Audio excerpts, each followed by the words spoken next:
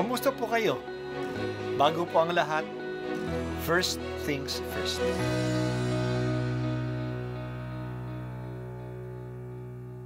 Good morning po. Sinisimulan po natin ngayon ang first things first. At dito po, tinatalakay natin sa unang bahagi ng umaga natin ay ang first readings na binabasa po sa banal na misa.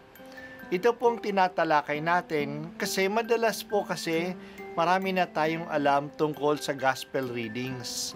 Pero konti po ang nagsasalita sa first readings. Pero ang first readings, bahagi din po yan ng Biblia, ng banal na kasulatan. Kaya susubaybayan po natin ang mga first readings. Basahin po natin at kuminsan kailangan ng basahin ng 2 o 3 beses bago maintindihan kasi hindi po tayo familiar sa mga istorya at sa mga kaisipan na tinatalakay dito. Ang pagbasa mula sa aklat ng mangangaral. Magalak ka binata sa panahon ng iyong kabataan. Gawin mo ang ibig mo at lahat ng nakaaakit sa paningin mo. Ngunit alamin mong lahat ng ito'y ipagsusulit mo sa Diyos. Iwaksi mo ang alalahanin at ang kabalisahan. Ang kabataan at kasibulan ay pawang lumilipas. Alalahanin mo ang lumikha sa iyo sa panahon ng iyong kabataan, bago dumating ang mga araw at taon na puno ng kaguluhan. Panahong hindi mo na madama ang tamis ng mabuhay. Alalahanin mo ang Diyos bago magkubli ang sikat ng araw. Bago magdilim ang buwan at mga bituin, bago kalambungan na ng makapal at madilim na ulap, alalahanin mo siya bago humina ang iyong katawan, bago manghina ang iyong mga bisig, bago mawala ang lakas ng iyong mga tuhod, alalahanin mo siya bago mabungi ang iyong mga ngipin at bago lumabo ang iyong mga mata. Alalahanin mo nga siya bago ka mawala ng pandinig, na halos di mo marinig ang lugar ng gilingan, ang huni ng ibon at ang himig ng awitin. Alalahanin mo siya bago dumating ang panahon na katakutan mong umakyat sa itaas, bago dumating ang panahon na hindi ka na makalakad na mag-isa, bago pumuti ang iyong buhok at lipasan ng pagnanasang sumiping sa minamahal. Darating ang araw na tayo'y lilipat sa palagian nating tahanan at makikitang naglisaw sa lansangan ang mga nananangis. Darating ang araw na malalagot ang tanikalang pilak na nagdala sa ilawang ginto. Babagsak ito at madudurog. Darating ang araw na malalagot ang tali ng timba at ito'y babagsak at masisira. Alalahanin mo siya bago manumbalik sa lupa ang ating katawang lupa, at ang Espiritu ay magbalik sa Diyos na may bigay nito. Sinabi ng mangangaral, walang kabuluhan ang lahat ng bagay. Ang salita ng Diyos. Salamat sa Diyos.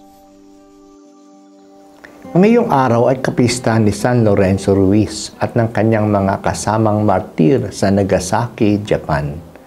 Si San Lorenzo ay ang unang santong Pilipino. Sana hikayatin niya tayo na magpakabanal. Ang biyaya ng kabanalan ay biyaya ng Diyos sa lahat. Si San Lorenzo, kaya San Lorenzo Ruiz, ipanalangin mo kami. Ang pagbasa natin ngayon ay naglalarawan ng 2 bahagi ng buhay, ang kabataan at ang katandaan. Ang payo sa mga kabataan, gawin mo na ngayon ang lahat ng ibig mo at ang lahat na nakakaakit sa iyo.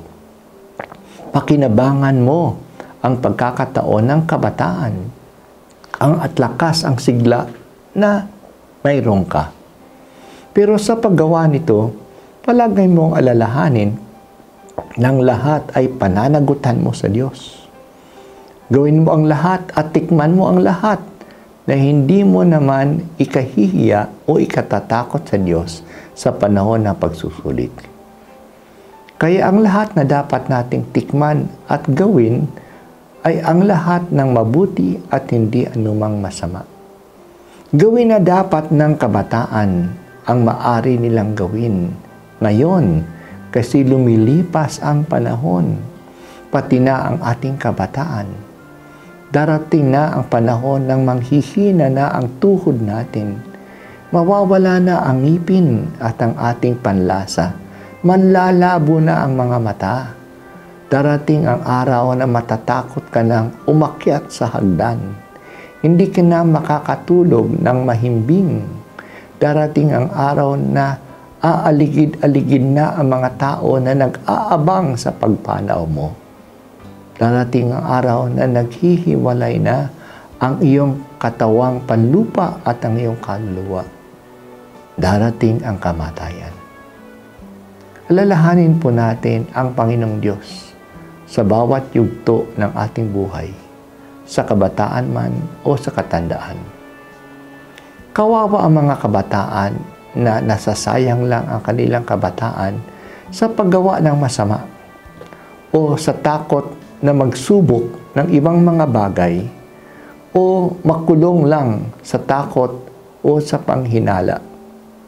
Kawawa ang mga kabataan na walang ginagawa kundi mag-browse o mag-like lang sa Facebook o sa TikTok. Dapat gamitin ng panahon ng kabataan to get many experiences and to taste life.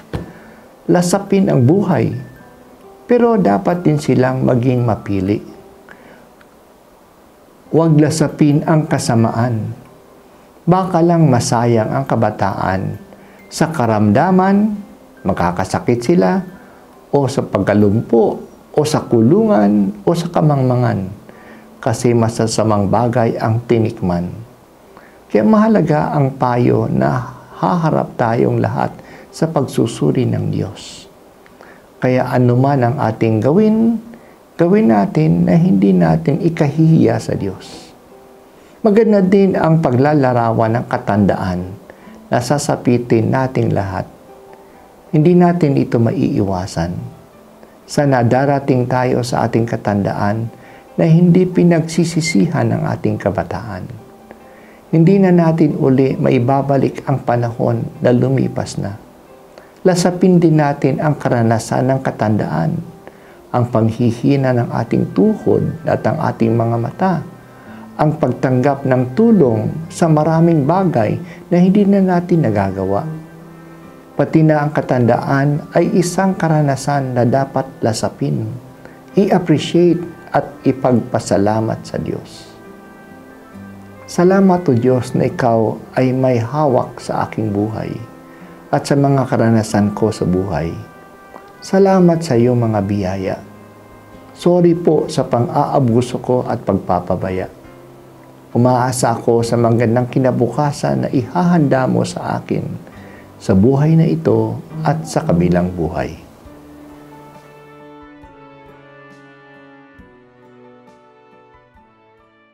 At ako po ay si Bishop Broderick Pabilio dito sa First Things First.